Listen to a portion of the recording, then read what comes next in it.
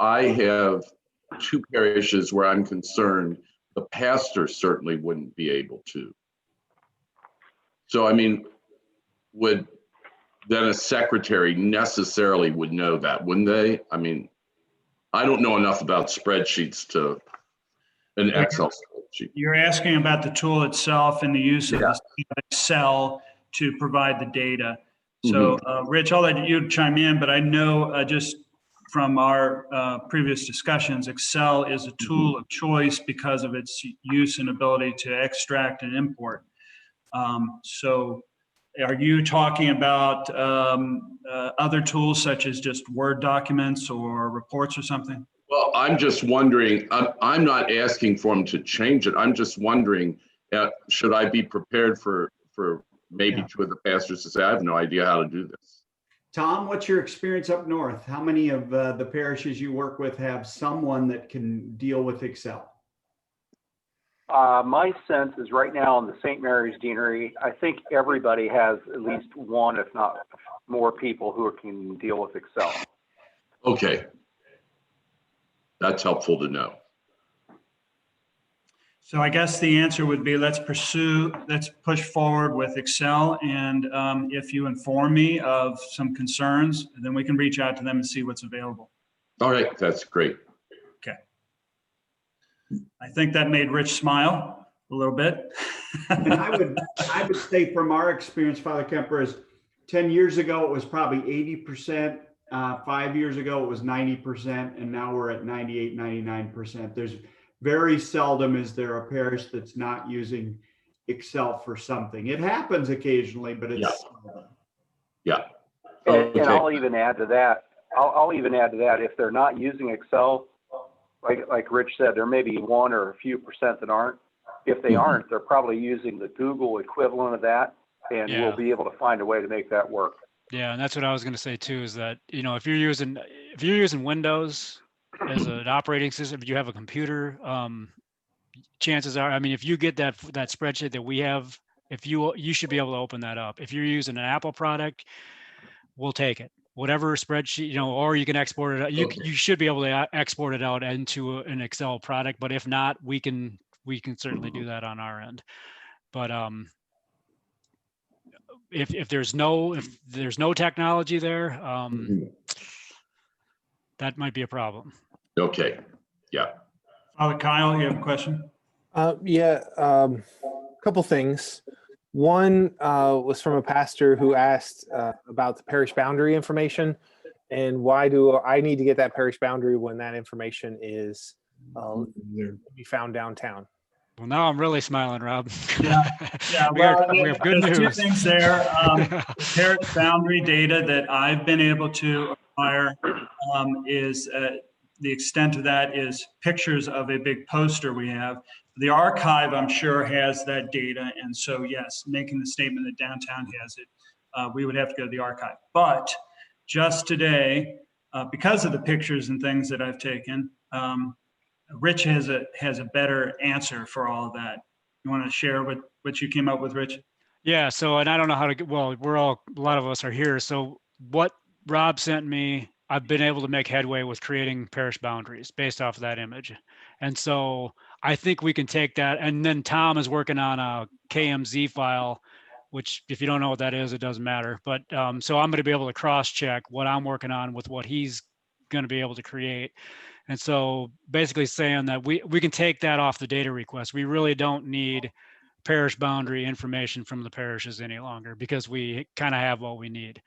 Okay, so we can take that off. Yes. So yes. So boundary information, disregard. Okay. Yeah. Sorry about that. And as we continue, we're going to keep trying to dig for data. So does that include finance data? Because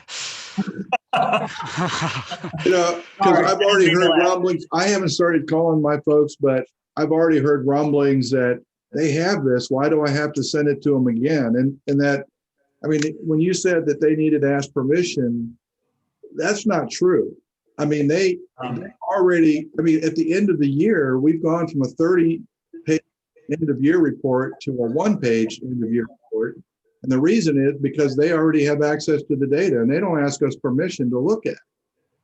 Yeah, I can check again, but I did check with the second in command in the financial department, and that was the answer he gave to me. So, Well, I but guess what I'm suggesting is that's a lie. I would have to, I'll note that, and I'll go back. Feel free to quote me, but it's just not true. It's just not true. Well, let me ask again, but we are looking for maybe a level of reporting that the parishes don't, they provide an overall report as far as I understand. And Rich, you're looking for the individual family information, correct? No. I'm not talking about the census data. You're talking about the balance sheet. I'm talking about the balance sheet. Ah. Yeah, the census data, clearly, we are the only ones with that information. But if I could ask So along that really, line, it's the balance, No. it's the balance sheet as well as the profit and loss or the income statement. Yes, Is that what that's what you guys are looking for? that's correct. can I ask a question Yes. along that line? So I guess, because I've heard rumblings, what is the need for the individual? So I have a parish family. What is the need for that stewardship from the previous year? I mean, we typically don't share individual stewardship, and I don't know why we need that. So I can't answer that question. If a pastor asks me, I don't know. Why do we need that information?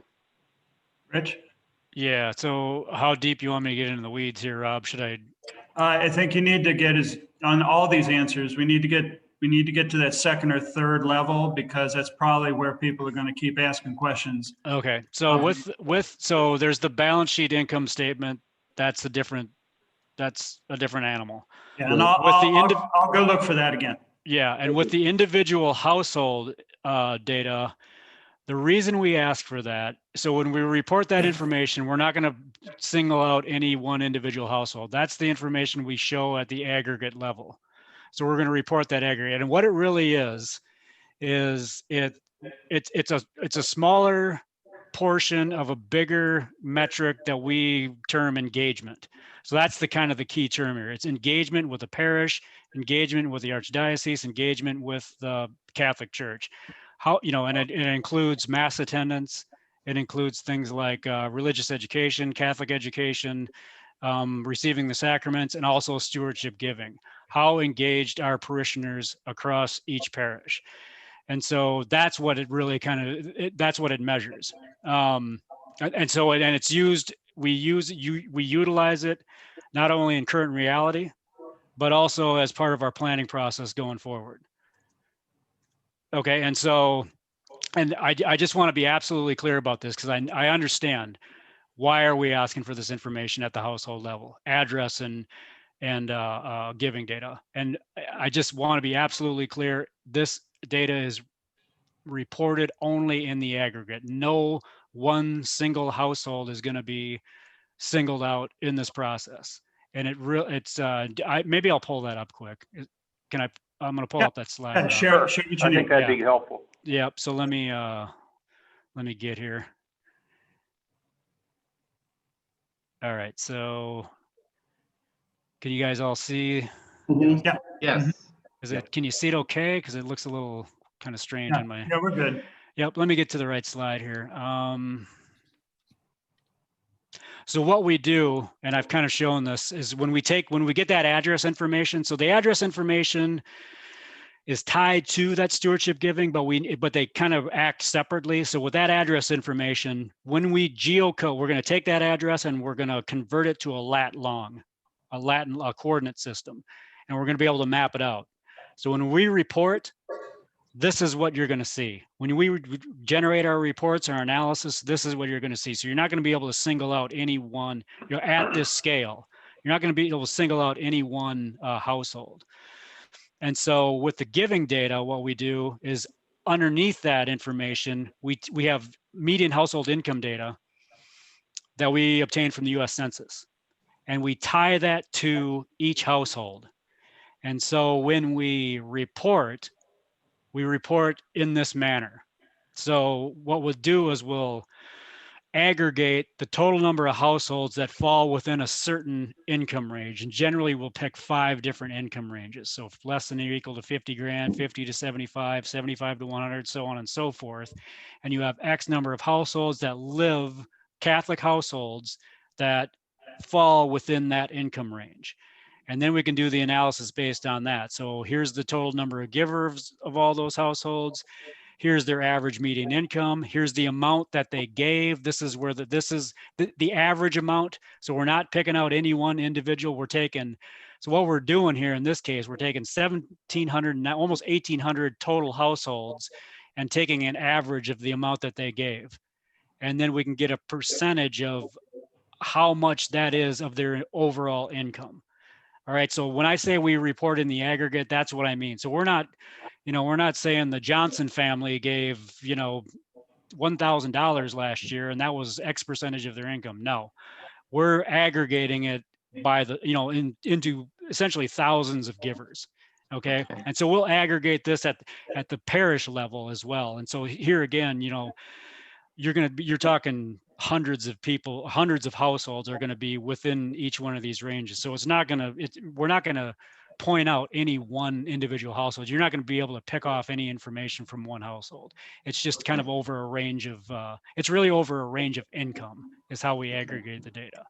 Okay. So then once we have that data, then it really helps to inform the planning process. Right. To know, how wide and how deep in terms of giving, or if you start talking about school systems and tuition, what percent of a generic household, not individual households, but a generic household in that census block is giving towards tuition to the school. It really helps to inform that process. Okay, thank you. Yep. Rich, does that mean that the US Census data basically is on a longitude, latitude, based on longitude and latitude? Is that why? No, because so when we get an address, that lat and long, that's real specific. So that's address level. So that's a point. So think about it as a point on a map.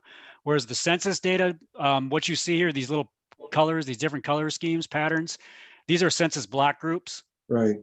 And so that's a geographic area. And what a census block group is that's the smallest geographic extent that the U.S. Census reports data.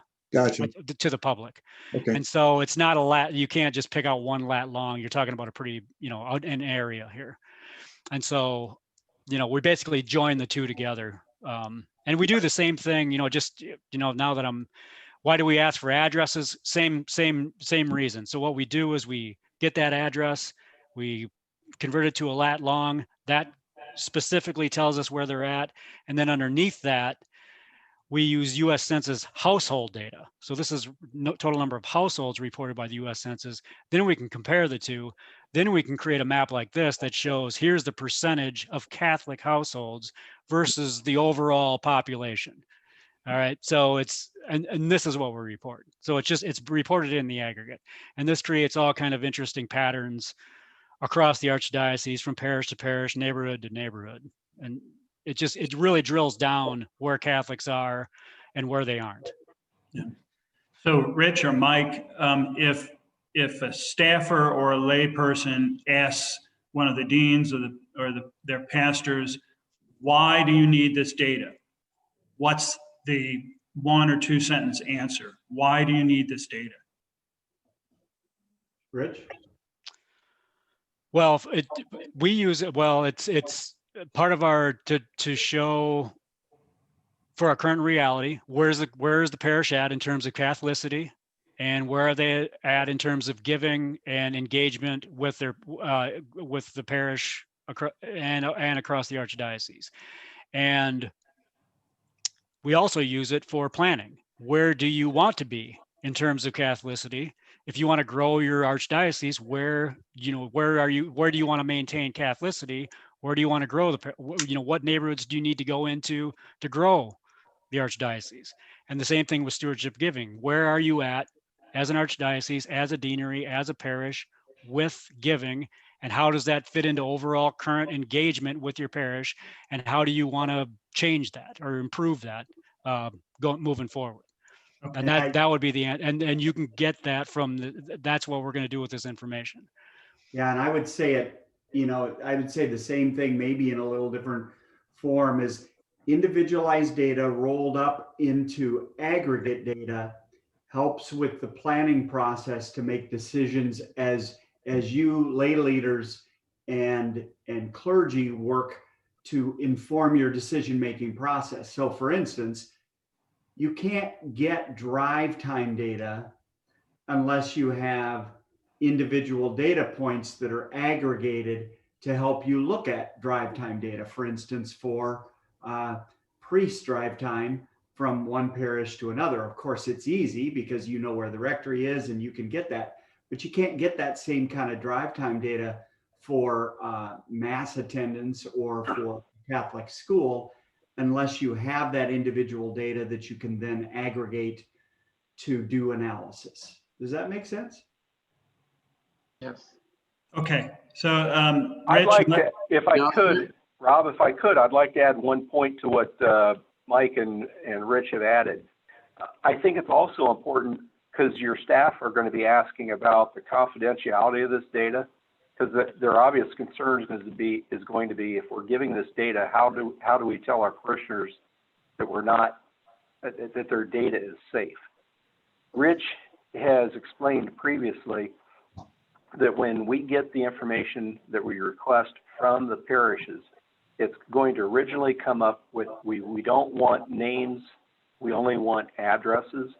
When they get that information, they're actually going to take the address information and convert it to a latitude, longitude point.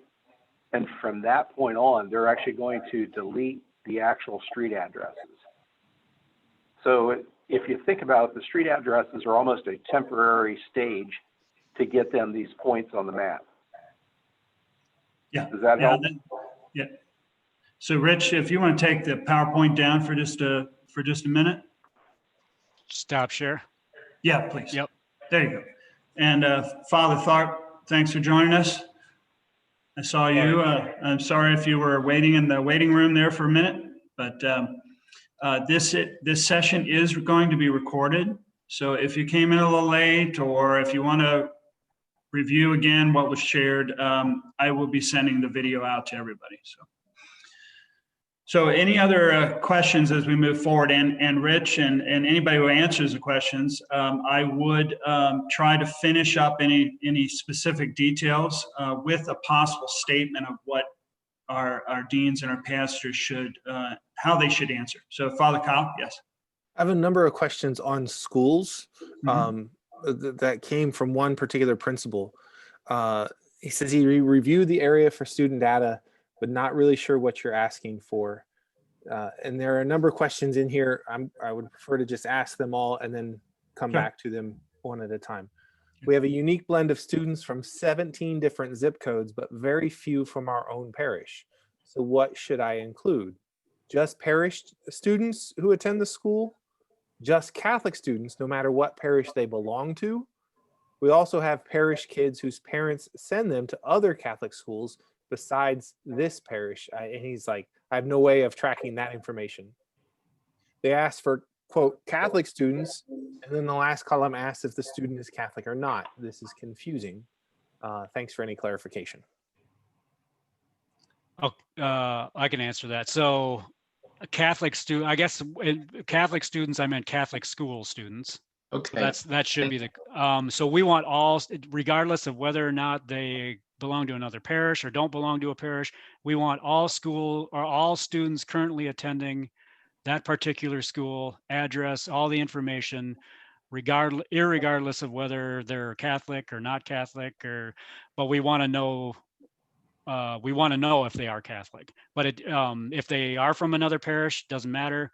If they are not Catholic, doesn't matter. All students, the entire enrollment, address, city, state, zip, tuition, subsidy, all that information that's asked in there. So whatever, if you have 100 kids in kindergarten this year, we want all that information for all 100 kids enrolled in that school. Yeah. Have you talked to the school office down there, the Archdiocesan office? Mhm. Yeah, Vince is from the Well, office. I was talking to my principal and she was telling me about all the comprehensive data they have asked for at the school office. It seems like they covered about everything you're asking for. I think maybe you ought to sit down and talk with them and see what they have. Yeah, I mean, Vince, who's been part of our meetings, he's second in command basically to Susie. And we've asked him to provide data, but Rich, if you think we need to have another discussion with Vince on what's being asked, we certainly can. It's not a problem. We can set that up. I mean, we can talk to him. I would say that it's uncommon, and not saying that it doesn't happen in Cincinnati, but it's uncommon for parishes with schools or even consolidated schools to give this level of detail to the diocese with regards to student address, city, state zip, tuition, subsidy, those kinds of things. Again, maybe it is happening in Cincinnati, but we don't typically see that as the kind of data that the diocese is collecting. And I'll ask again. I don't have any problem asking again. This was reviewed by our team, Vince being part of our team, and he did not provide this particular tab's worth of data to us. He did provide some other data to us. And Maybe it's not quite the same thing then. no, as far as I know, he does not have the data that we are asking of the schools themselves. But I'll take the note to ask him one more time. Now, while I have the floor here, I joined this meeting at the time when I was trying to download all this stuff and I was in a total panic. I did not know how to use what you had sent. And our technician comes every Wednesday. He was here this morning with me and showed me how to open these files when they are slideshows. I was trying to print this stuff and it wasn't happening. Yes. It all comes up like this, Yeah, the PowerPoints. He walked me through how to deal with all that. Okay. So I was in total panic until he left. So I haven't sent the letter out yet. It's going out this afternoon. On that letter, that we're sending to all the pastors, halfway through it where it says, my request of you is, and we have 4 points. On the first point, there's something in blue, data gathering request resources. What do I do with that? So that particular, anything that's in color is something that likely needs to be updated by you or modified by you. Let me, I don't have the letter in front of me. Sorry about that. I can get I've to dealt with all the rest of the letter, everything in red and all of that, but this is in blue, data gathering. Oh. request. That's the link. That's a link. That's the website link. You leave that alone. Just don't touch it. Yeah, you copy from the Word document right into your email, and that link should come along with it, and that's the link to the website. Okay, Yes. I guess. Nothing happens when I put my marker on that blue stuff. Nothing happens. If you have the Word document open, and a lot of times you have to hold down the Control key, Okay, and then you double click with the mouse on the blue text. all right. Just something to put in the back of your mind. I know you're going to have these training sessions for the people who are actually gathering this data. The parish census data is going to be easy. I mean, it's just an export. It's a simple export, and then we delete the column that has name in it. For us, that's going to be the easy part. The school data for us is going to come from two different sources, because we have the school can have addresses and ethnic information, all of that. They're not going to have the financial information. That's handled here. And my guess is we're not the only ones. So maybe when you're doing these training sessions, how can we take two databases and connect them together? Might be a helpful thing to know. Okay.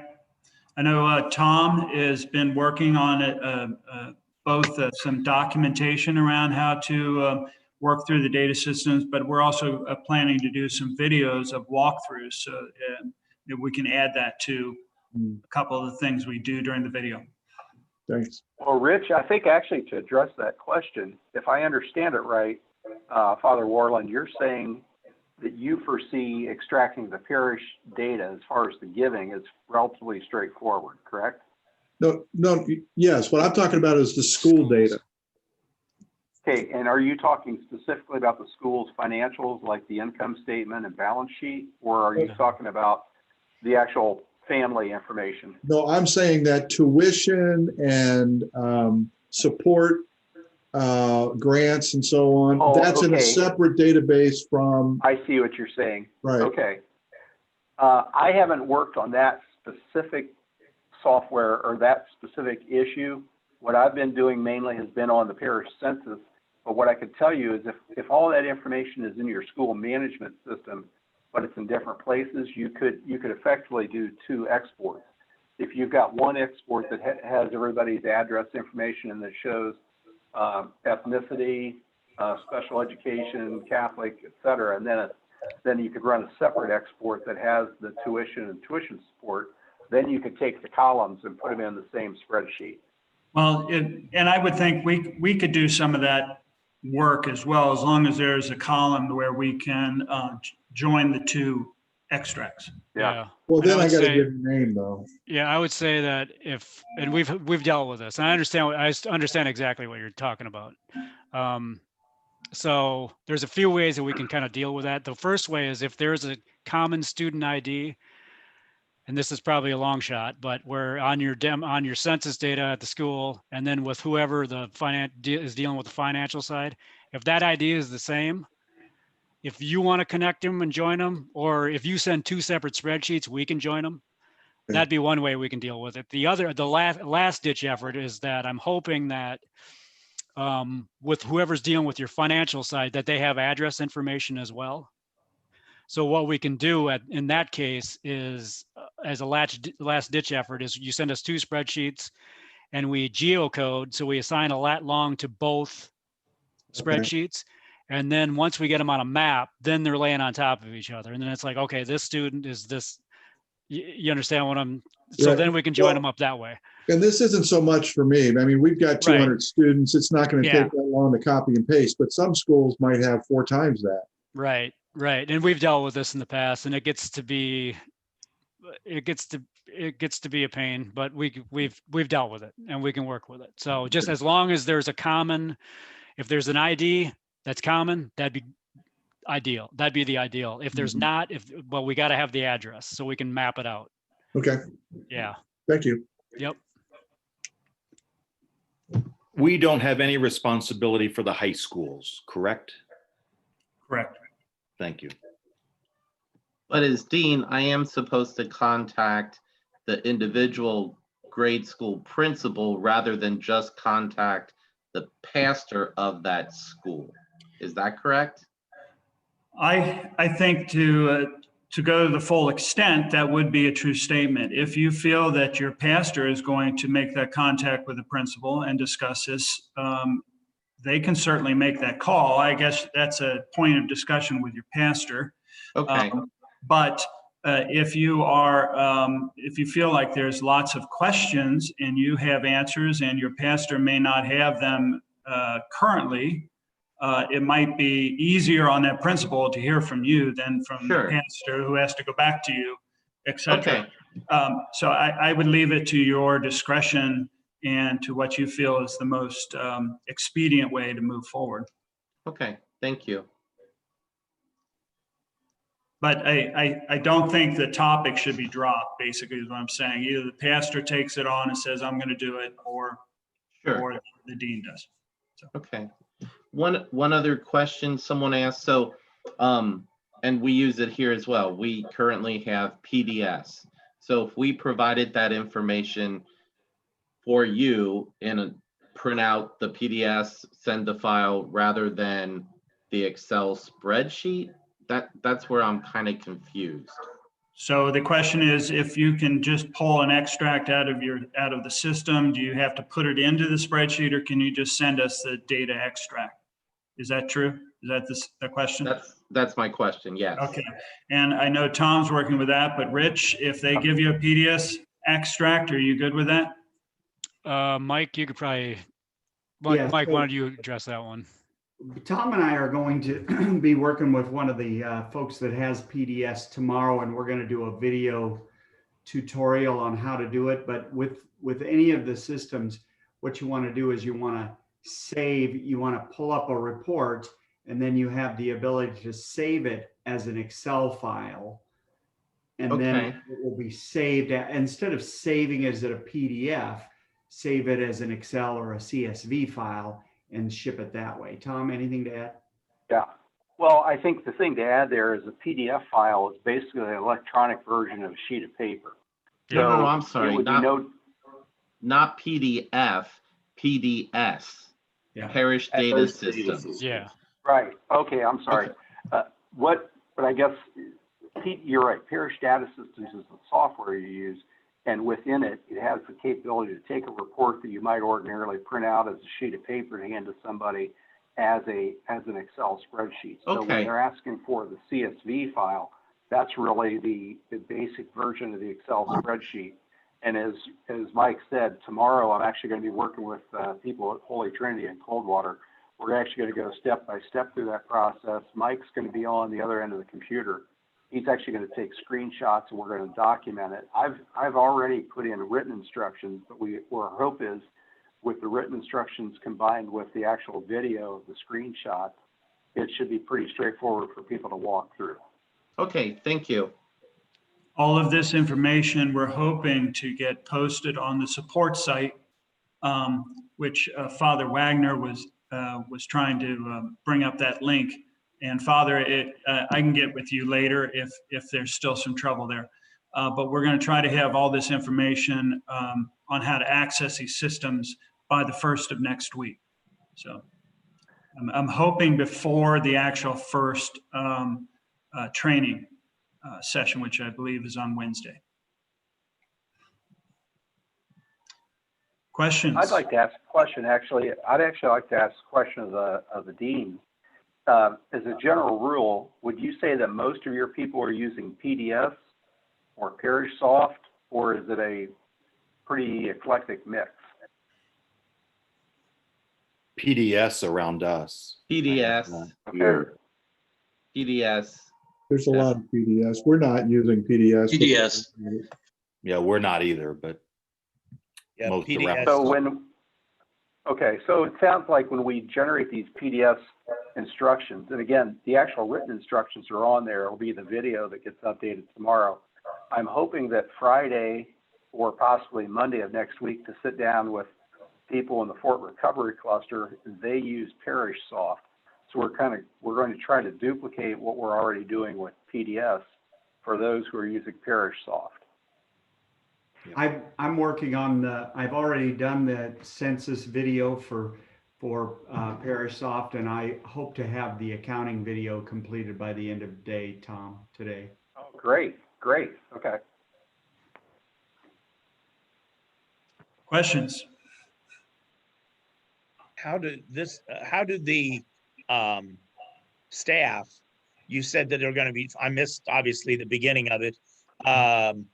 You said that the staff would be invited to a training session next Wednesday. How will you know which staff to get to or to send that to? Or are you going to send it to us and we send it to them? Well, when you send that letter to the pastor, it has an embedded website link that's in blue in the email template that I gave you. So when you send that link to the pastor, he has it available to his staff with instructions to look at that website and look at the content on that website. So On the website, there are 4 links to Zoom meetings. So as long as they can get to the support website, they can click on one of those links at the time and day, and they will just automatically join our meeting. So it's really, I mean, if the whole Archdiocese wants to join the meeting on day one, we're not stopping that. But I'm assuming that we'll have a group of people at each one of the 4 events that will join us. And you can join more than one. I mean, if they want to come to all 4 just to listen, that's fine too. Okay, well, I sent the letter out already. Okay. And it has the embedded, and I opened it, so I saw that it works. But I didn't know so that I can send them a follow-up email to say to all of their staff, keep an eye on that website. Yes, both keep an eye out for what's on there now, but also what we're going to try to post next week, which will be additional information. And then all 4 links will be there. And any other support service that we can provide over this month, we'll continue to update that website. Will the training sessions be recorded and be able to be seen at another time? Yes, yes. So as I think training sessions are appropriate to record, since we are very focused in what our topic is and our discussion should be, I think it's appropriate to record them and put them back on the website for support purposes. Thank you. Mm-hmm.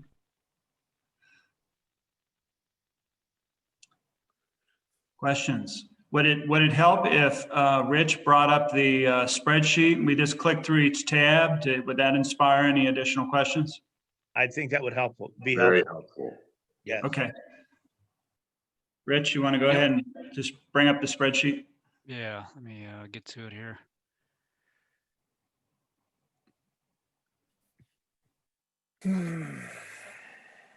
So would you like us to go through the description sheet first, or just have Rich start clicking on each one of the tabs? The tabs. I think Okay. the tabs are where my questions are now. Okay. So let's go. The big one here, this would be so it's all tied back to, this is the parishioner household. So here we're asking for, address, city, state, zip, stewardship giving, non-COVID year. I think we kind of mentioned that. I actually modified this a little bit this morning because there was some confusion about what we meant by parish giving and what we meant by diocesan giving and what exactly that entails. And so this is an Excel spreadsheet. This is, the format in which we'd like to see it. So here again, we're just asking for an address, the city they live in, the state they live in. Also, I just want to point out too, with address, rural routes don't work. We can't assign a lat long to rural. If it's a post office box or something like that, we can't nail that down. What ends up happening is we'll get a zip code and it'll end up putting a point in the middle of the zip code area, which isn't accurate. And we understand too that maybe that's all the information you have. If you don't have a residential address, but I want to point that out. Parish name and parish city, this gets important. Don't forget to add this in, because once I started collecting, getting all this information, I'm going to get things mixed up and I'm not going to know what household belongs to what parish. And so even if it's just in the title of the document, I need to know what parish and the city too, because you're going to have, 5 different Sacred Hearts. So I got to know which Sacred Heart you're talking about. All right. And so that's the address info, the giving information. So I just kind of broke this down. So parish giving is basically, and this is really the important piece. I mean, they're both important, but the parish giving is really what we focus in on. And so this is anything that goes directly to the parish. So this is going to include plate and envelope giving, any kind of capital campaign, any other specific, parish specific giving, and then how that, you can either break that out individually and we'll total them up, or you can total it up and just hand it in one column. Father Kyle has a question on that. Yeah. this sheet is different than you emailed us last Yes. Friday. Yes, it is. And I kind of mentioned that. So I modified it just to clarify what I meant by So- parish and diocesan. So I've already sent all this out. So now I Yeah. have to resend this. What do you think, Rob? Should we, it's more for me to be for you if they do have questions. So it's actually a clarification for you. You don't Okay. necessarily have to send it out to. So what we're saying is this doesn't need to be forwarded to all the pastors. Right.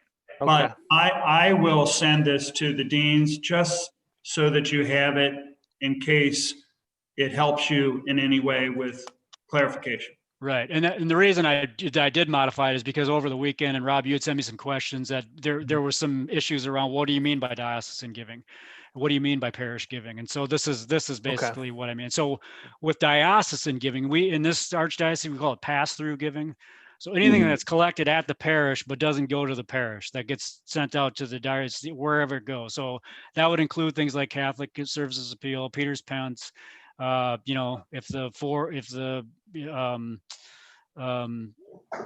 priest from another country comes in is asking for some funding or whatever. Mission appeal. Mission appeal, right.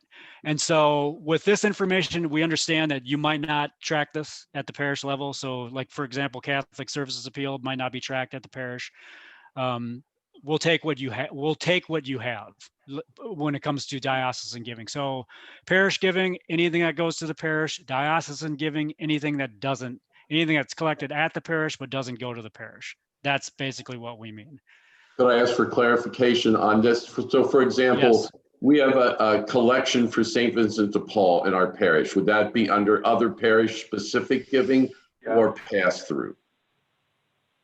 No, oh, that's a good question. So it's not diocesan. I would say it would be pass through, wouldn't it? Okay. Yeah, the reason, Well, the distinction that we would make is if it's parish giving and it's used for things inside the parish, Yes. that you would define as parish giving. Anything that's used, even if it doesn't necessarily go to the diocese, like loaves and fishes and those other examples, they go directly to the diocese, but they're not being used for the mission and services of the parish directly. The second thing I'm not clear on is when we were talking about parish giving, do you need those breakdowns of plate, annual, other parish, or do you just really want the total parish giving? If you can total, I believe if is you have what one we're- column for total, that would make it a lot easier for me. So we don't really need the other columns. They're just to give No, examples. just to give examples, right. Yep. Okay. yeah.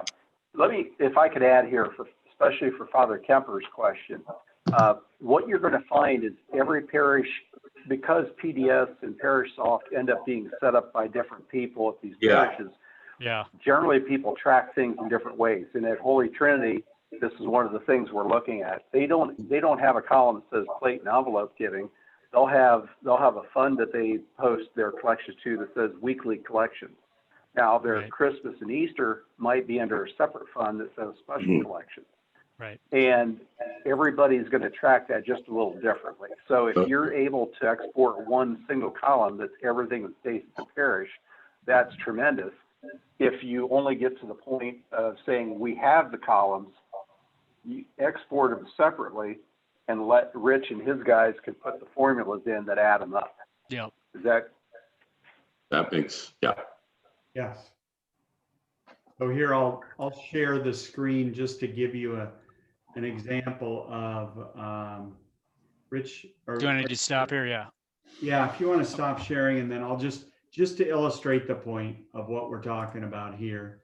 This is part of the video that specifically is for ParishSoft, but it still illustrates the point that can everybody see that number one? Yes. Number two? Mhm. So this is a particular parish that you see, they have 87 different funds that they track. Okay, we don't need all of that, but that's how they do it. So we just need like Christmas and Easter and plate and envelope. And so we'll have this video both for PDS and for ParishSoft, but knowing exactly what you all commented on, that people track their contributions in different buckets. So it's not as easy as pick this bucket and that bucket because people track them differently. Yeah, so you're comfortable with a roll up Yes. and you're not particularly looking that they divide everything out. That's correct. You're right. If you can roll it up, it's easier for us. If you can't, we'll do it on our end. Does that include diocesan pass-through? If we could just get one column for that? Yes, easier for us if you just roll it all up into one Right. column. So my question would be, why wouldn't we send that out rather than all these columns? Because it would be much easier, as I see it, if we just said total parish giving, total other giving. Mhm. And you had two columns, because that's what you want. Well, I think that is what understand. that is what we sent out. Is it? Yeah. Well, you got your 4 It is. columns. There's all these columns. I guess, In the original one that was sent out Friday, it was just one column. though. Yeah, and the original that was sent out, it was parish giving and it was diocesan giving. okay. Yeah, and I'm in this case, don't I'm have just that. I'm just trying to break down a little further so you all understand it. So in case parishes come to you and say, well, what do you mean by parish giving? What do you mean by diocesan giving? Okay, I'm sorry. I don't have Yeah. that in front of me. Right. Yes. And to clarify, we've decided that, St. Vincent de Paul, I appreciated Jeff's question about St. Vincent de Paul because doesn't go directly back into the parish, but in general, it does stay within the parish boundaries. Mhm. So that was a good question, but so we've decided that is considered outside of parish, right? Yes. Because it's not used specifically for internal programming. It's serving an external audience outside of parish programs and services. Okay. And from an accounting. This might even help. This might even help if you think about it from the standpoint that if it goes into your annual report to the archdiocese as income for your parish, it should be in that parish stewardship column. Yeah. Something like St. Vincent de Paul might be on the report on a subsidiary schedule, but it's not part of the primary income of the parish. So with Well- festivals and things like that, would that be included? Yes. Sorry, what was Yes. that? Festivals, in Yes. other words, not direct donations, but festivals, fundraising. Yes. But custodial funds that are pass-through funds would be on the parish report, but they'd be on the parish report as designated collections. And so Correct. they That's would be custodial funds. So they're not going, the parish never owns them. The parish serves as custodian, as pass-through for those funds. So those funds, Father Tom, would then go on that second column, which says diocesan stewardship Diocesan giving. or giving, yes. So you want to bring the spreadsheet back up and let's just So- make sure before we go on to any other tab that we've kind of exhausted the questions on this. And just for our awareness, we've got another 40 or so minutes in our time together. So Okay. So is there any more questions on this particular tab or? Should we move- One question. Yeah. To go way back, are you collecting this information basically to see how generous people are in a particular area? I mean, in a particular geographical area like a parish? Is that the whole idea? Well, the idea is it's not necessarily to drill down to one parish because we're going to also report it at different scales, but it's I don't want to say generous. I would say engagement is the key word that I always use. How engaged are the laity? And it's tied, and it's not just tied in with giving, it's tied in with mass attendance, and it's tied in with Right. whether or not they're sending their kids to religious education So and that if kind a of few thing. bucks get moved to the wrong column, it really doesn't. No, matter that right. much. And that's right. That's It's what I- all going to get right. In this particular That's what I wanna analysis, if it gets put in the wrong column, it's still going to get reported as you gave X percentage of your income to the Catholic Church, whether it was the parish or whether it was the diocese or whether it was DePeters Pence or whatever the case, or, you know, Vincent DePaul, whatever the case might be. It's just, it's really a measure of engagement. So when we report, we're not going to drill down and say, this is what you gave to each, you know, particular item. Asking if some pastors got me on the phone about all these different columns and where Yeah, to put this, basically my response is don't get wrapped around the axle on this. Just get it in there somewhere. Yes. Now, is there a reason then why we need to even break out parish from diocesan? I think there, I would say yes, because I, from my experience is, the bigger number is going to go to the parish. Oh, yeah. By far. It could only you know, and I would say, so I would say that that's important. So if it's plate envelope, if it's, you know, your fall festival, whatever, annual capital campaign, then, you know, I think we want to break those figures out from the rest, because that's going to be kind of the nuts and bolts really of giving. Well, and quite frankly, when you look at it, the Catholic Ministries appeal is our biggest appeal at the diocesan level. And we don't keep track of that at the parish level. Right. So, and you've got $4 million of. Yeah, that's missing. And right. So. Yeah. And right. And this isn't when we get the income statements and the balance sheets and everything, you're going to get an overall number, revenue, that kind of thing. That's going to really drill down. This is going to be a specific number. This is more just kind of a relative overall engagement. We understand that, you know, you're going to get guests that are going to come in and they're going to drop a $10 bill into the basket, and that's just not going to get counted in here. Or you might have a registered household that forgot their envelope, or they, you know, ran out of envelopes, or whatever the case might be, and they're just going to drop a 20 in the basket, and that's not going to get counted in here either. But it's a relative measure of an engagement, and so we're not getting real specific here.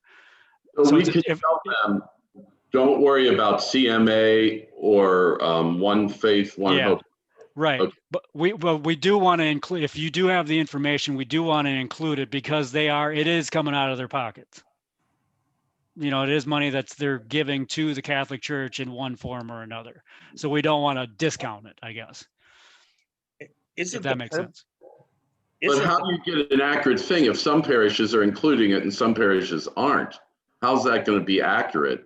It's not going to, and that's that was my point. It's not going to be accurate. It's not going to, we're not going to, so the number we're going to, the number we're going to get here, it's going to be a subjective pattern. It's going to be a relative pattern of giving across a parish and across an archdiocese. But to say that it's going to be specific, I mean, to really get it specific, we're going to have figures from everything. And that's just unrealistic. We're not going to get that. That's more going to be on the balance sheet, income statement side. It's a different analysis is all I guess is the best way I can describe it.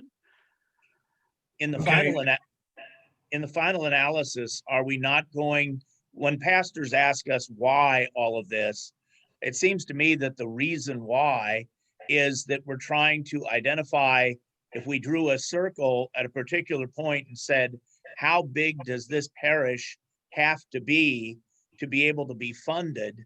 This information should be able to tell us the loyalty, if you want to call it that, of givers within Catholic givers within this area to be able to sustain a parish.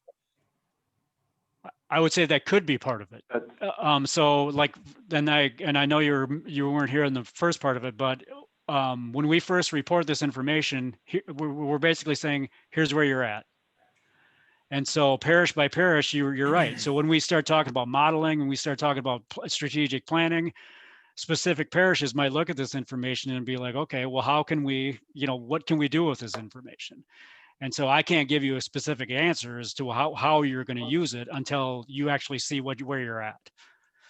And so hopefully that maybe answers or clarifies or answers your question. I think I've got something to add to what Father Tom just said there, because obviously the finances are very important in maintaining the upkeep of a parish. But what's also going to be adding into this analysis beyond this sheet are things like the sacramentals and Yeah. mass attendance. So Yep. a great example I heard a week or two from somebody on one of these calls was you could have two parishes that are neighboring, and one has tremendous balance sheet. They get wonderful contributions, financially very solvent, and they're going to look great on this particular tab of the spreadsheet. But they've had only two baptisms and one marriage and a handful of confirmations. The neighboring parish has debts and loans, and they're not getting that much income, but maybe they had 20 or 50 baptisms and 20 marriages and a whole bunch of confirmations of First Communion. So sacramentally, they're a much more vibrant parish than the other one. So I think that's, Yeah. at the end of the day, while that's not a good 1 or 2 sentence answer to why we want this information, that's effectively what we're trying to construct here is a model that's going to take the whole range of things you look at in Catholic life and be able to paint that picture for everybody. Yeah. Yep. Does that help, Father Tom? Are you talking to me, Father Tharp? Yeah. Yeah. Okay. Yes, I am. Sorry. Yeah. I think what you're saying is very valid. However, from a pastoral planning perspective, you're going to have to be very, I mean, you could have a parish that has a lot of baptisms, a lot of confirmations, a lot of weddings, whatever, and that same parish is the giving patterns within that community are such that it won't sustain itself. It can't be sustained. So then you're going to have Right. to look at parish boundaries that can incorporate perhaps a more elderly community, but that has much better giving patterns. Yes.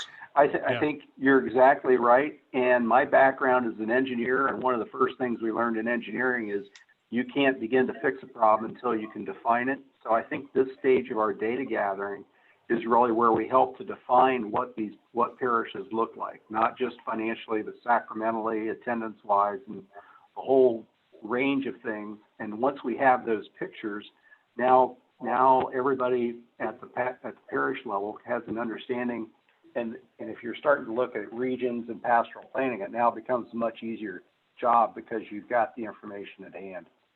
Yeah. Yep. Any other questions on this tab? And if there aren't, might I suggest maybe we jump to the Catholic student data one because, so first, are there any other questions on this tab? This is a big topic.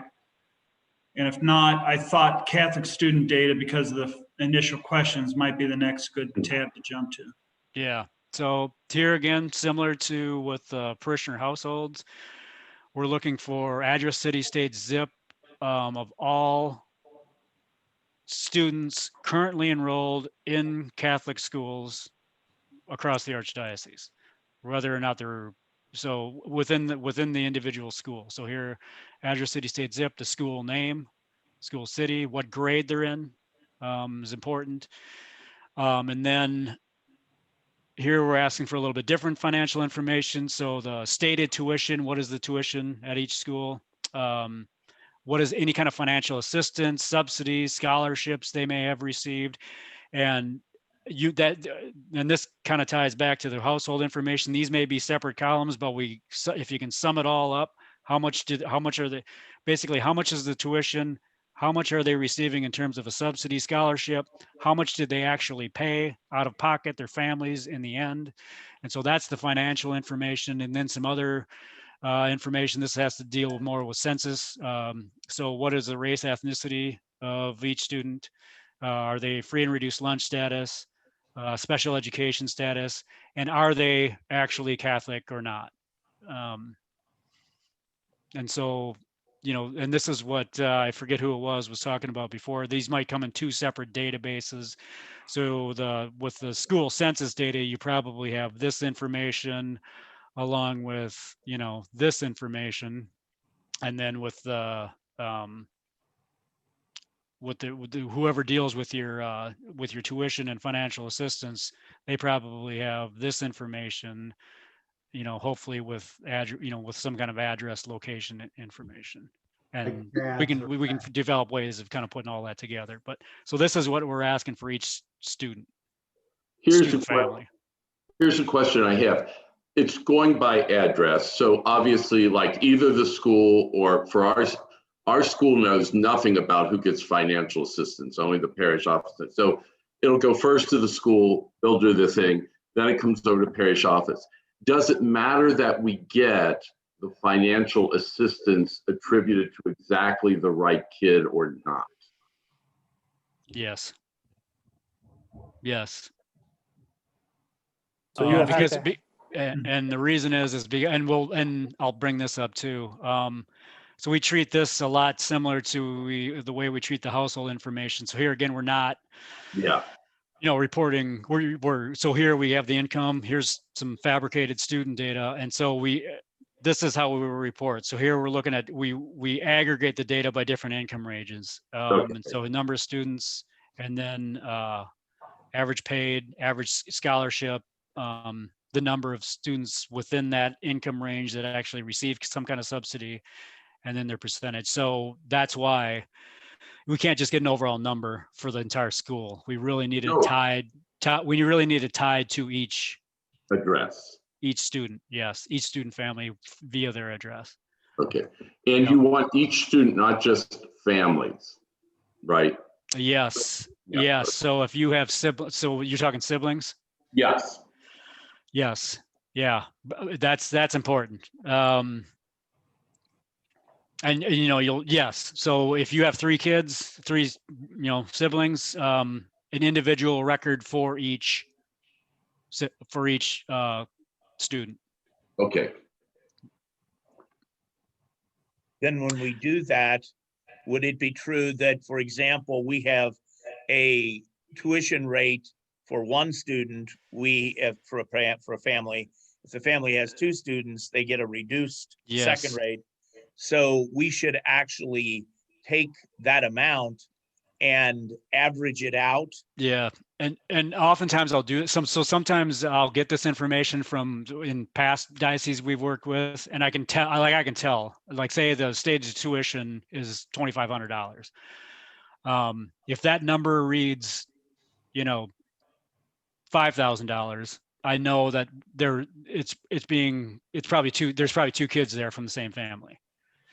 And so what I'll do is I'll just average it out. And so if if that's the case, and I can pick those out if the schools don't send it that way, but I would just as soon have the schools do that. And if you want to average that out, however that works, that would be great.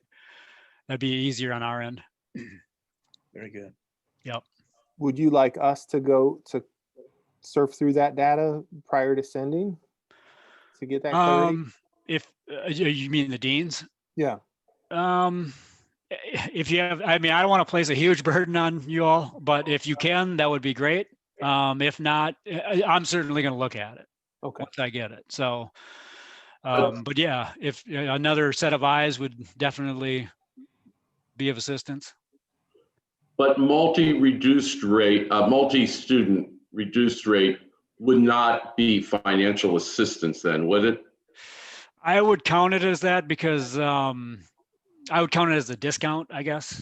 I don't know really the best word for that. It's not necessarily a subsidy, but it is a discount off the original tuition because you do have more than one student. So I would count that in there. All right. Now here's the other question. We have in parish active parishioner rate and non-parish rate. Yep. Does that come under financial assistance or just tuition? I would call that financial assist. Well, see, that's a tough one too. And I would assume that's going to come out here. That would in the stated tuition. So you're charging a different tuition for non-parish student, right? So that would show up in this column. Yeah. Okay. Yeah. And at the end of the day, you're saying these are rolled up as a total tuition paid, right, Rich? And so, we could talk about how this is all split out, but at the end of the day, you're looking at the eventual total tuition paid for each student to do your Right. mapping and geocoding. So Right. yeah, we should do our best on these first two columns, but at the end of the day, your database is running off that third column. Of what is actually paid, brought What in. is actually paid? Yes. Yep. Yeah. So essentially what I'm saying is this number minus this number should equal this number. Yeah. Right. Now, the other question is, do you need H and I, or could they just put in the tuition paid? In other words, are H and I, are they just explanatory as were when we were looking at what comes through the parish and what goes to the diocese, and those 3 columns before the final one were just explaining things? Well, I'm gonna need at least 2 of them. Okay. So I'm gonna need I mean, just like I said, this minus this should equal this. Mhm. So if you send me these 2 or this send me H or J or H or I, but at least 2 of them is what And I'm the gonna need. reason that we do that is we do various analysis for what's the rate card. So what's the gross rate? What's the net rate? And how do we get from gross to net? And how does that vary across various demographics and various geographies? So it really helps with the planning process to inform that. Right. And so you can pick, within these income ranges, you can kind of pick off, what percentage this is just an example, but your poorer students are the ones that are receiving the most in discount. We just want to show that. And if that's kind of how we're aggregating the information. So what school year are you looking for? So with this, we're looking for the current school year. And we had kind of talked about this with Vince because with the parishioner household and the stewardship giving, that because of COVID, we were asking for a non-COVID year. But we kind of agreed that with the student information that the overall trends really hadn't been impacted by COVID in terms of enrollment. And so we're asking for 2020 fall 20 student information. Yeah, because the reason I asked the question is because at this point, at least here, stated tuition minus financial assistance is not going to equal tuition paid yet because they have the whole year to pay it. Right. Well, and I guess. But you've agreed from a budget standpoint, have you agreed on what stated tuition is and what you've agreed to give them as financial aid? That is correct. Yes.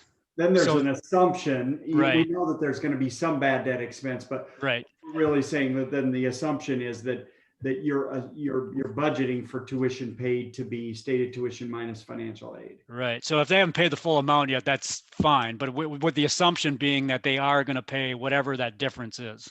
So we'll just calculate tuition paid. Yeah. Okay. So actually, if you want to collect these 2, these 2 would be the 2 that you need. Right. And okay. This one we can just calculate. Gotcha. Yeah.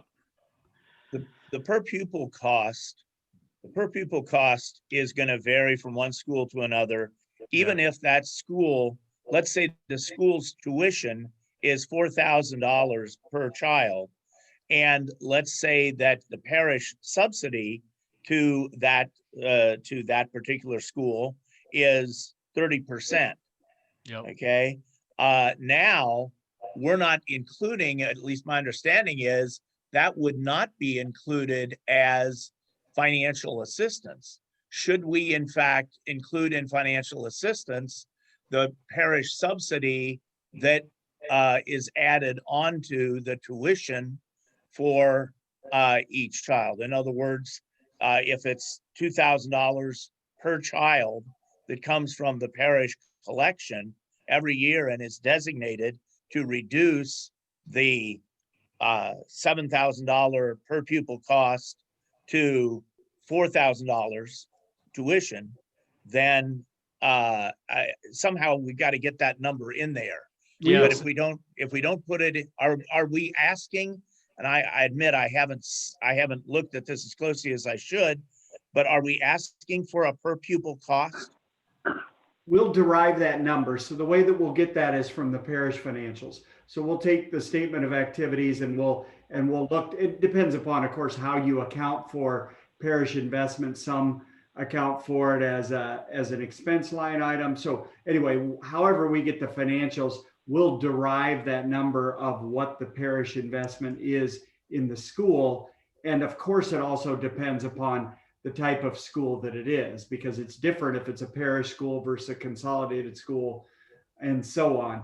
But we'll do those calculations to be able to figure out what the investment in the school ministry is on behalf of parishes, what the cost to educate is, what the percent of cost to educate is coming from investments, and various other analyses. And that's going to be different, I'm assuming, from parish to parish, what kind of support there is. Right. And so, we can flesh all that out. So But just yeah, to be we'll get that from the parish side. Mhm. okay, just to be clear, because I think I'm getting more confused the more we talk. So here at St. Francis, we have a parish school, small school. So our stated tuition is $4,400. The parish subsidy is $1,100 for parish students. So do we put stated tuition $4,400 or do I put stated tuition $3,300? I'm sorry. I would say the stated tuition is $4,400. Okay, so then financial assistance received, every student would have at least the 1,100 in that column? Yes, you can. Yes. Yes, you can show it that way. Yes. Okay, I just want to be clear because Yes. I want to be consistent with so I think most parishes have something along that line. You have your parish tuition and then you have your out of parish, so to speak, tuition. Right. So those numbers, I mean, that's a pretty common thing. So I want to be sure that I'm telling my pastors and principals so we're all consistent. So the stated tuition would be the 44, financial assistance received would be 11 plus whatever else they might Right. get as far as financial assistance from the parish or the diocese. And that would go in that column, and then the total paid by the individual family for that student. And that's, Yes. if you account for it that way, then yes, absolutely. Show us the way that you account for it, because not all parishes account for it that way, but if that's the way you account for it, if you show it to us that way, we'll be able to tie the two numbers together, because we know what the expense is. We know what the tuition revenue is, Okay. grant revenue. We're going to be able to say, okay, what's the parish investment? Okay. Thank So you. we should, just to be clear again, then I had said before, should we put parish subsidy in that column? And I understood no. It sounds like the answer now is yes. Is that Well, correct? what I'm hearing you say is that you do account for that in your per student allocation. Most parishes and dioceses we deal with do not account for it in a per student basis. They tend to account for it as a lump sum to the school. So depending upon how since I haven't seen any parishes financials yet, I'm going based on the assumption of how most of the folks we work with account for it. But what the example here was that we account for it, we give an $1,100 parish investment per student for a parishioner's child. And if that's the way that you account for it, send it to us that way, and we can sort that, what that parish investment is. Is that how most of you account for it? Well, now I'm more confused because let me explain what we do. So in our parish budget, I'm going to say we do 25%. I'm just going to throw out $1 million. Yep. In tuition, we take off that 30,000 or the third. So we're going to say we're taking off 660,000, whatever. Yeah. All right. Then we say, okay, if you're a parishioner, you're going to pay this amount if you're an active parishioner, and we're taking off an additional for each student, you're getting a reduced tuition by $1,000. Yes. Okay, so we have two groups. One is we say, here's a bunch of money from the parish to run the school. Then we look and we say, this is how we're gonna have to do tuition. And then we say, because you're an active parishioner, your tuition is $3,000 instead of $4,000. Yeah. So So they got $1,000 discount. they get, yes, $1,000 discount. That would go in this line. All right, That but would go what in this about column. that? What about that 250,000 or whatever I said it was that we don't attribute to each student? We just say to the school, you got this money. Yes, and that's how most parishes we deal with account for it. They have just the parish investment that we say a third or 25% of our contributions we're gonna donate to the parish school, and that's reflected in the profit and loss for the parish. Okay, so it doesn't go in financial assistance. We'll be able to pick it up because Okay. we know. Now, yeah, okay. Sorry to All right, I'm slow on this. Maybe it might be a little more clear if you added a column. I hate to say that. You know, you have tuition, you've got subsidy, but you ought to say cost per student. What is the actual cost per student? Per pupil cost. Yeah, we will get that number, but what we find is that many schools don't necessarily calculate that. And so we're trying to cut down on the amount of calculations that they need to make. I mean, it's a good thing for you to calculate, and we certainly encourage it, but we're trying to limit the amount of extra calculations you Well, have. it's not a hard number to get. Where it's hard to get unity is what all goes into that cost per student. Yeah. How much of the furnace cost, how much of the air conditioning cost, et cetera, et cetera. And that's probably all over the place. It is. Then, just so I think I know the answer to this, in Ohio, we have the John Peterson funding and funding for kids with special needs. That money is spent only on that and is an addition. That should not be under financial assistance, right? Yeah, I think that Is should, it being assigned to a student It's or is applied, it just a lump sum? it's applied per student, but it's not for anything that affects they still have to pay their regular tuition and everything. And this is extra money that allows us to bring in special ed teachers and things like that. Oh, so this goes directly to the school, not necessarily to the student. Right. We get money for That's it. administering tests, for Yeah. computer technology, all of that kind of. Yeah, no, that doesn't. Yeah, that that's doesn't go going to here. be, I was going to say, that's going to be more on the profit and loss statement. Right. Okay. All right. Agreed. agree. Any other questions on the Catholic student data here? This is really important, and I know this is difficult to go through. Now, a question I have, because it's going to go back and forth, and I don't know if this is a problem, if the way the parish office would have their thing set up exactly corresponds with the school. Could the parish put in a list of make A, in other words, put something before column A saying student name, and then just pull that out? Is that possible when they go to send it in? Yeah, I mean, they can pull the data any way they want. Okay, We just don't want to receive it with the name in it. all right, okay. And if we do, we'll just delete it right away. Delete it. Yeah. But I don't want to, I'd rather have that line of delineation that we can communicate outward and be truthful about that we've never received any names. Yeah, that's great. Thank you.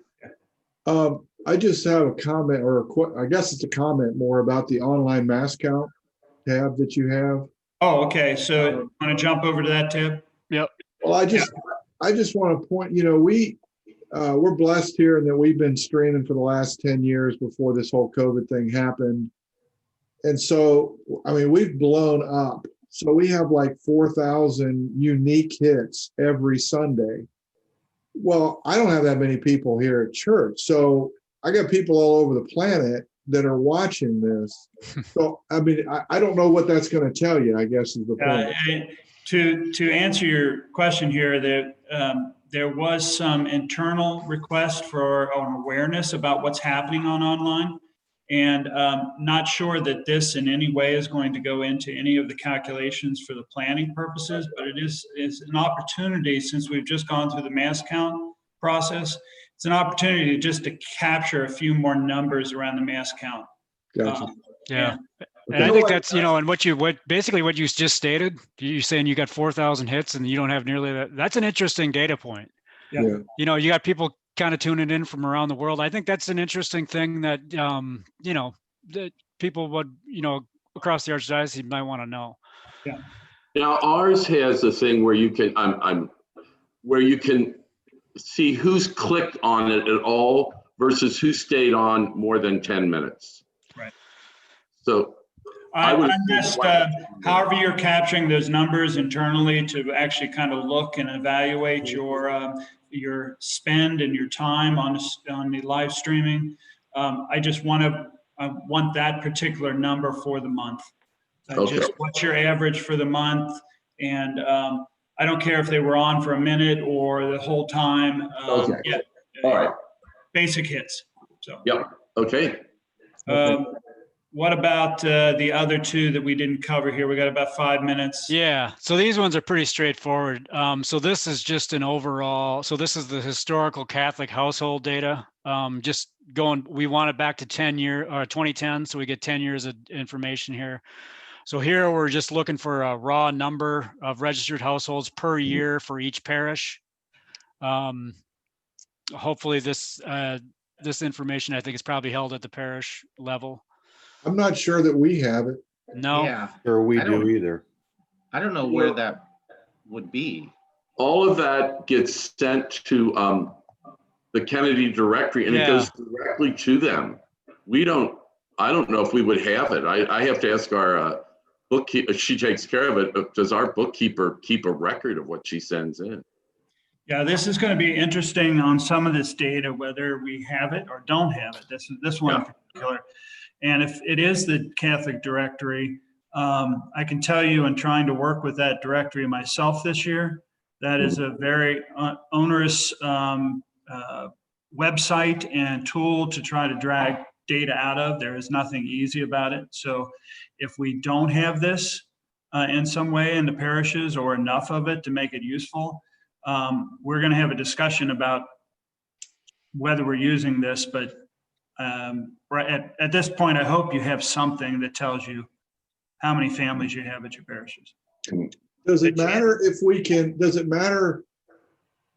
I mean, like, I might not have it for every year, but I might have like 2020, 2017, and 2013. I mean, do I send that in? Yes, we'll take whatever you have. Okay. We'll draw a line between the two numbers. So we can extrapolate. We can extrapolate too, just to kind of get an idea. If it's growing or declining, we can just extrapolate between the years. Okay. And we'll make note of that when we do that. So just for you to know that these aren't exact numbers that you reported. Right. Gotcha. That information is sent to the Chancery before it gets to Catholic Directory. It goes to the Chancery. They're the ones that put it all together and send it to Catholic Directory. So therefore, I would say if anybody's going to have it, it would be our Chancery. Well, I just talked to them because we didn't get our form. I called Lisa Weber, and she says, "Oh, that goes directly to them." She said, "You should have gotten an email, and it was in the spam, the bookkeeper spam folder." And she said, and she said, "But it goes directly to them." I think before it was computerized, we sent it in. Mm-hmm. But now that just occurred over the last year or two. That wasn't always. Okay. It always went downtown to the Chancery. Okay. If I understood correctly, because the computerized part is just in the last 2 years, Okay. I believe. Yeah, I didn't know how long they've been doing that. Let me check with Lisa. I just talked to her today about something else. I'll check with her to see if we have any back records of that. But again, if we can get it from the parishes, let's get it, and let's get whatever they have. Mhm. And I'll see if I can make up the difference. Okay. What about the last one, sacraments? Just the Yeah, last. so couple sacraments. So minutes. this does, I'm assuming this all gets reported to the Kennedy. So kind of the same information here. Here we're looking for historical sacrament data for each parish. And in this case, so disregard this information because we have weekend masses, we have seating capacities, we have Spanish masses, but what we're looking for are annual sacraments from 2010 up to, so this would be through 2019. Because 2020 is not over yet. Mhm. But so in this case, we're looking for infant baptisms, first communions, confirmations, weddings, funerals. So let kind of me say one thing about what we say we have, and that is like seating capacity. Because every time I ask a pastor if his seating capacity is what I'm showing, they generally say it's wrong. Okay. So, buildings have changed, pews have come in and out, sections have been built. It wouldn't be a bad idea to refresh what you say you have. or yeah, cross check. Okay. Because COVID, we all changed during COVID. So what year are we looking for weekend masses? This year? I Because it think would be different. I think we should go with non-COVID on this, shouldn't we? Or just Right. because I would think. Yeah, because moving, I mean, someday we're hopefully going to get out of this and things are going to kind of return somewhat to normal. So I think that's maybe what we should look at because, and it's going to be better for planning anyway, just to. Father Dell? Do we just go with last year's October count then? I would. Yeah. 2019? Yeah. Okay. I think I want to throw in something here. When we're talking about the annual sacraments over these years, are we talking calendar years or fiscal years? Because I would think that to be consistent, I would think we'd want to report these on a fiscal year basis. But we at least need to make sure everybody's doing it the same. Is there a preference that you have, Rich?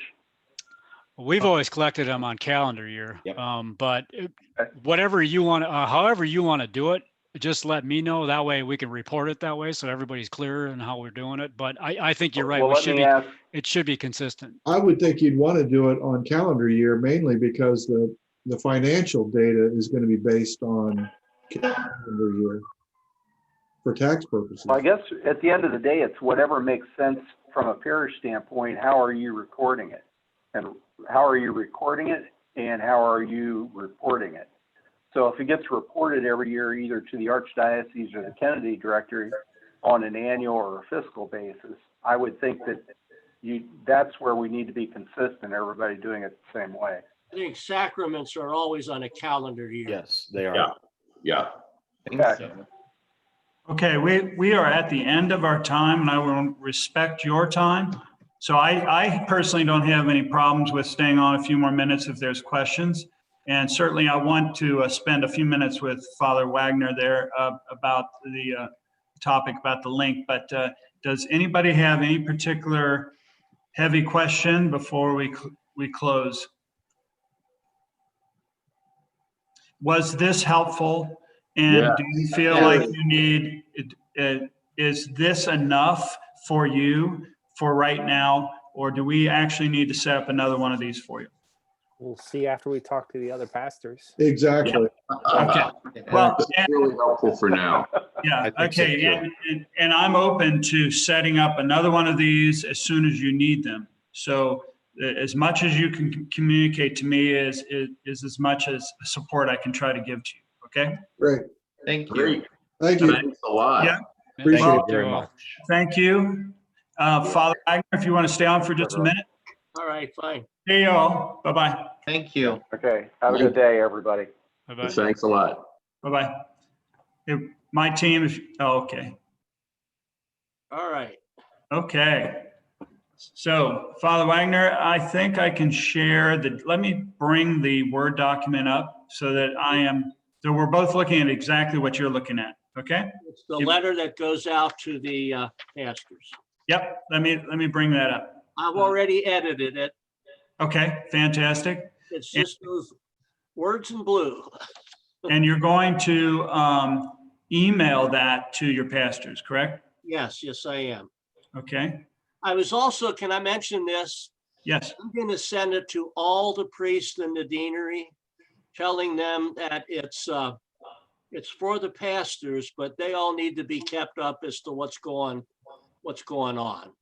I think that's wonderful. Our religious orders and so on, we need to make sure that everybody's informed because it's going to take us all to move forward. So We have associate pastors, but several retired guys who come to the meetings, and they ask more questions than the pastors do.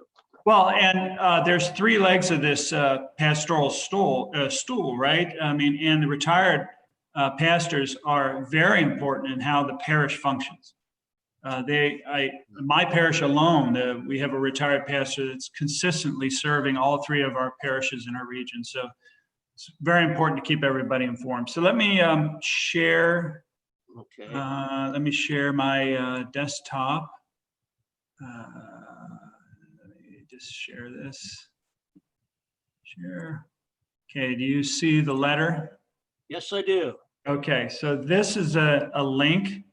Right. And as you can see, when I clicked on it, it actually gave you the URL there. Can you, I'm sorry about it being small. Let me see if I can enlarge this just slightly. And if I, let me just hover. If I hover, you see the URL and it says control plus click to follow, right? See that? Written right there. So if I push down on the control key on my computer, I get a little hand. And if I double click on that link, it brings me up to, and you probably aren't seeing that, but let me change my, let me change my. Now I put this whole letter on my desktop. That'll all still work. Okay. Right? Yeah, I mean, you've dragged to your desktop as a Word document, and so that should work just fine. Here is the website. I guess what I'm asking now is I don't have to do anything with this. Just send it out as is. As is, with your words that you change, so it sounds like it's coming from you. And when they click on that link, they'll come to this page. Okay. So this is a website that I set up, and it's data gathering requests. You see that, correct? Yeah. Okay. And so it has the tool itself. So if they, for some reason, want to just send their staff member to this website, the data request tool's right here. Okay. Or they can forward the document, whatever's easier for the pastor. All right. If they want to use the tracking tool, it's right here for them. They can use it internally at their parish, or they don't need to use it. Really, it's more for your use, but put it in there for them if they need it. Okay. Instructions. These are some basic data gathering instructions with a note here that this document's going to be updated next week. So we're going to have, this will be enhanced and we'll have more information in this document. Okay. The videos I talked about will be put right here. Those are the ones that are going to show the staff members or whoever's helping or the pastor how to actually get into the PDS system, how to get into the ParishSoft system. Those videos will show up right here. The Zoom meetings, these are the links to the Zoom meetings. All they have to do is click on the link on that day at that time, and they'll come into the meeting. So they can go to all of them or one of them or the last one, whatever they need. They have access to Rich, who you've seen, and Dorfa, who you haven't seen, but two technical resources, whether it's financials or whether it's parish school demographics. They can actually email them and ask questions. There's other information in here that a pastor might be interested in the letter that they had received from the Archbishop. There's the The actual spreadsheet is right here. The presentation that we saw at our meeting, the actual video of the presentation. So if a pastor just wants to sit through what you went through, they can sit here and watch the video. Okay. And then so on, additional information and more information we put down here. But this is the website. When they click on that blue link, that's where they go to. All right. So any other questions? You said you're going to send this out today? I hope so. Yeah, I think I got it. I've got it all ready here. I just got to put it on the email and out it goes. Okay. And then you're planning to follow up with just a touch base or a call with the pastors, right? Oh, yeah. Yeah. Okay. Fantastic. I think the staff, secretary or somebody could send these emails out on your behalf, but I think that call, I don't think anybody else can make that call but yourself. Yeah. Okay. Well, if you have any other questions, I can jump on a Zoom real quick with you, or I can talk with you on the phone. Okay. Okay. I appreciate it. Thank you. Oh, no problem. Thank you, Father. Right. Bye-bye.